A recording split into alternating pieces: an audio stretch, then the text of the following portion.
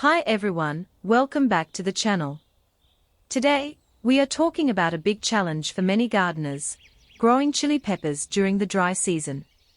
As you can see right here, we have our chili plants growing in plastic poly bags. Poly bags are great for saving space, but when the weather gets super hot and dry, the soil loses water incredibly fast. If you don't adjust your routine, your plants will wilt, drop their flowers, and you won't get any chilies. But don't worry. In this 30-minute guide, I am going to show you 5 simple steps to keep your polybag chilies thriving and productive, even in the middle of summer. Let's get started.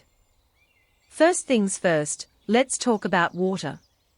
In the dry season, timing is everything. Look at this soil, it is completely dry on top. You want to water your chilies twice a day. Once in the early morning, preferably before 8 a.m., and once in the late afternoon, after 4 p.m. Never water your plants during the midday heat. Why? Because the intense sun heats up the water in the soil, which can literally boil and damage the roots. When you water, make sure you pour enough until it runs out of the drainage holes at the bottom. This ensures the entire root system gets a deep drink.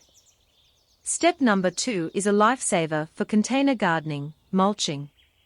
If you look at our current setup, the soil surface is totally bare. The sun hits it directly and dries it out in just a couple of hours.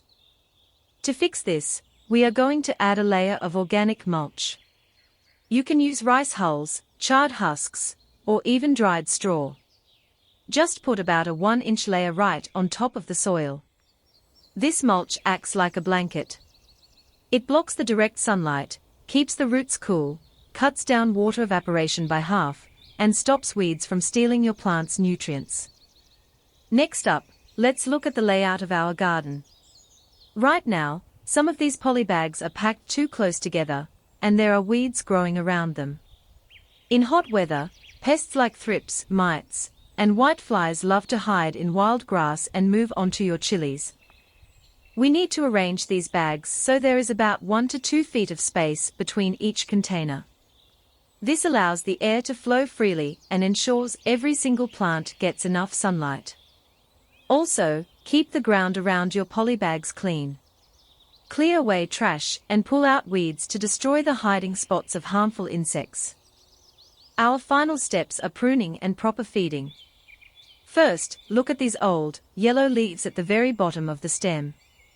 They are taking up energy but doing nothing for the plant. Use clean shears to snip them off. This reduces water loss from the leaves and directs all the energy to the top where flowers are blooming. Now, for fertilizer. During the dry season, always use the liquid drenching method. Mix your fertilizer with water before applying it so the roots can absorb it instantly. Since our plants are starting to flower, we are using a fertilizer high in phosphorus and potassium. This gives the plant the strength to resist drought and prevents the blossoms from falling off. And that is it. 5 simple steps to protect your chili plants from the harsh dry season. By watering correctly, adding mulch, spacing your pots, pruning, and using liquid fertilizer, your garden will stay green and full of fresh chilies all summer long. Give these tips a try in your own garden. If you found this video helpful, please give it a thumbs up, leave a comment below about your garden, and don't forget to subscribe for more gardening guides. Happy gardening, and I'll see you in the next video.